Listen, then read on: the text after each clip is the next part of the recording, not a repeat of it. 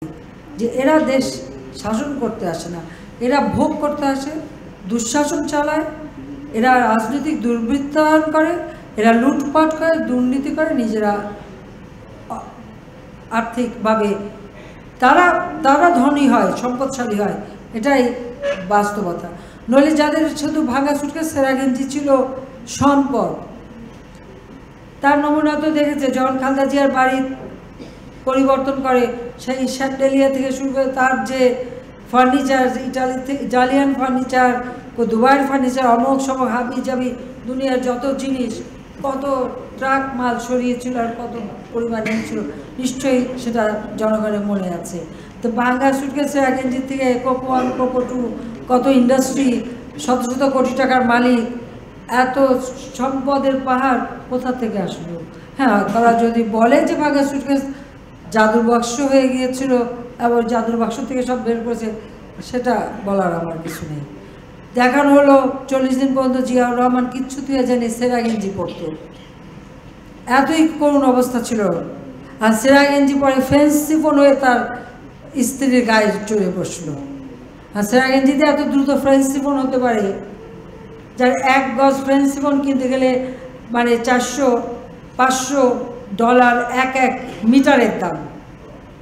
তো সেরা গেঞ্জির কী মাহাত্ম্য যে সেটা ফ্রেঞ্চ শিফনে পরিণত হয়ে গেল। তার মানে এগুলি কোথেকে আসছে? এগুলো তো জনগণের লুটপাট করা, জনগণের ভাগ্য কেড়ে নেওয়া, জনগণের ভাগ কেড়ে নিয়েই তো এগুলি করা। এটা বাংলাদেশের মানুষ কি করে ভুলবে, সেটাই আমার প্রশ্ন। আওয়ামী লীগ আসলে দেশের উন্নতি হয়, আওয়ামী লীগ উন্নয়ন করে, আওয়ামী লীগ উন্নয়নের ধারাবাহিকতা বজায় রাখতে জানে এবং সেটা আমরা বজায় রাখতে পেরেছি, সেটা প্রমাণিত।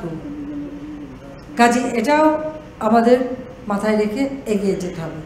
আমরা চাই আজকে আমাদের দেশের মানুষ আজকে উন্নত জীবনযাপন করছে, মানুষের চাহিদা পাল্টে গেছে।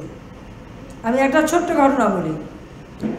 সাধারণত আমরা প্রত্যেকটা কাজের কিন্তু খবর রাখার চেষ্টা করি, এবং আমার অফিসে প্রিয়মো থেকে আমাদের কর্মকর্তারা যে কোনো ছুটিতে তাদের উপরে নির্দেশই আছে, কোথায় কোন প্রজেক্ট আছে, কোথায় কী আছে, তারা নিজেরা চলে যান, দেখতে যান কোথায় কী হচ্ছে, ঠিকমতো কোনো কিছু অসুবিধা হচ্ছে না সেগুলি জানার জন্য। আমাদের একজন ঊর্ধ্বতন কর্মকর্তা গেছেন ধামরাইয়ের এক গ্রামে।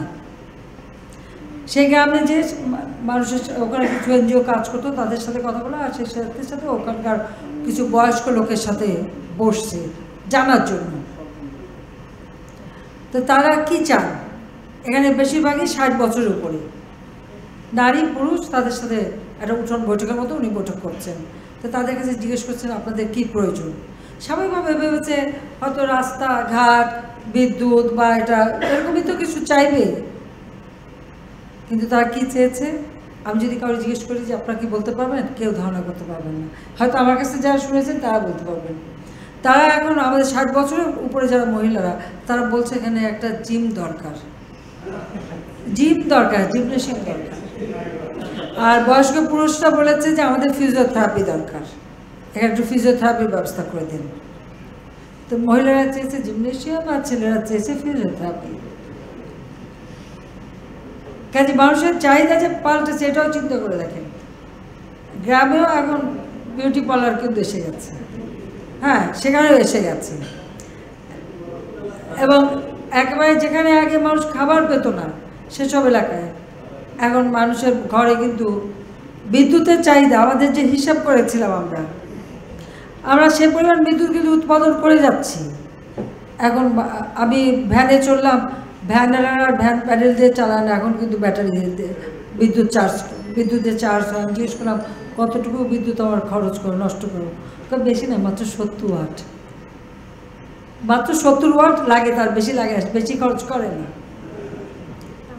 রিক্সা ভ্যান থেকে গ্রামে এখন মানুষ হাঁটাচলা করা লাগে না। আমাদের যে হিসাব চলছে হয়তো একটা ফ্যান চালাবে, একটা লাইট চালাবে, এখন তাদের ফ্যান লাইটই শুধু না, তারা ফ্রিজ টেলিভিশনও চলে, তারপরে মোবাইল ফোন সকলের হাতে, মোবাইল চার্জ। 7 কোটির উপর এখন কিন্তু ইন্টারনেট ব্যবহার করছে। লেটেস্ট যে নিউজ, সেখানে 7 কোটি মানুষ ইন্টারনেট ব্যবহার করে। কাজে ল্যাপটপ কম্পিউটার সেগুলো তো চার্জ হয়, সেটাও তো ব্যবহার হয়। গ্রামে এখন আমরা যে প্রায় আমাদের কমিউনিটি ক্লিনিক এবং আমাদের যে ইউনিয়ন স্বাস্থ্যকেন্দ্র এটা কিন্তু 18,000-এ পৌঁছে গেছে। এবং আমাদের এখন যে ডিজিটাল সেন্টার প্রায় 8,000-এর মতো ডিজিটাল সেন্টার তার এই পুরুষ কাজ করছে। লার্নিং অ্যান্ড আর্নিং, কাজে এই 10 বছরের এই পরিকল্পনা আমাদের, এটা বাস্তবায়ন করতে পারলে এই বাংলাদেশে আর কখনো কোনো মানুষ অন্তত দুর্ভিক্ষের কবলে পড়বে না, না খেয়ে কষ্ট পাবে না, রোগের চিকিৎসা পাবে। আজকে মানুষের আয়ুষ্কাল 72 বছর হয়ে গেছে। আমাদের নির্বাচনী ইস্তাহারে আমরা ঘোষণা দিয়েছিলাম 2021 সালের মধ্যে আমরা এদেশের মানুষের আয়ুষ্কাল 72 সালে উন্নীত করব। আমরা কিন্তু তা 17 সালেই করে ফেলেছি। আমাদের নির্বাচনী ইস্তেহার আমরা কিন্তু ইতিমধ্যে বাস্তবায়ন অনেক ক্ষেত্রে আমরা সফলতা অর্জন করে ফেলেছি। কাজে আমরা প্রতিটি বাজেট প্রণয়নের আগে আমাদের নির্বাচনী ইস্তেহারটা আমরা হাতে রাখি এবং তারই ভিত্তিতে কিন্তু আমরা বাজেটটা তৈরি করি। এবং উন্নয়নের একটা ছক, এই যে আজকে নতুন নতুন জায়গা আবিষ্কার করা আর সেখানে উন্নয়ন করা, পায়রা বন্দর নতুনভাবে তৈরি করা বা সেখানে যোগাযোগ ব্যবস্থা করে এই দক্ষিণের উন্নয়ন, আমাদের উত্তরবঙ্গ থেকে নিয়ে শুরু করে দক্ষিণবঙ্গ প্রতিটি এলাকার সুষম উন্নয়নে আমরা বিশ্বাস করি। বিএনপির আমলে কী করেছে? বাজেট দিয়েছে, বাজেট ঘোষণায় বলল গোপালগঞ্জের রাস্তার জন্য এত টাকা দেওয়া হলো, ঘোষণাই সার, যেই বাজেট শুরু টাকাগুলি কেটে নিয়ে অন্য জায়গায় দিয়ে দিল। আমরা কিন্তু মানুষকে গণ্য করি। ভোটের অধিকার জনগণের, স্লোগান আমরাই দিয়েছি যে আমার ভোট আমি দেব, যাকে পছন্দ তাকে দেব, যাকে খুশি তাকে দেব।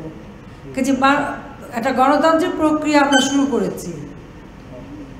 2008-এর নির্বাচন, এরপর 2014-এর নির্বাচন, একটা গণতান্ত্রিক প্রক্রিয়ার মধ্য দিয়ে নির্বাচন হয়েছে এবং সেখানে নির্বাচন কমিশন স্বাধীনভাবে নির্বাচন পরিচালনা করেছে।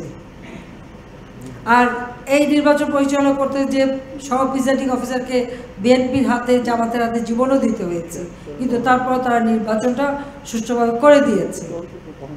কাজে নির্বাচনে জনগণ ভোট দেবে, সেটা জনগণের স্বাধীনতা, জনগণের মৌলিক অধিকার, গণতান্ত্রিক অধিকার। এটা হচ্ছে জনগণের অধিকার, সাংবিধানিক অধিকার।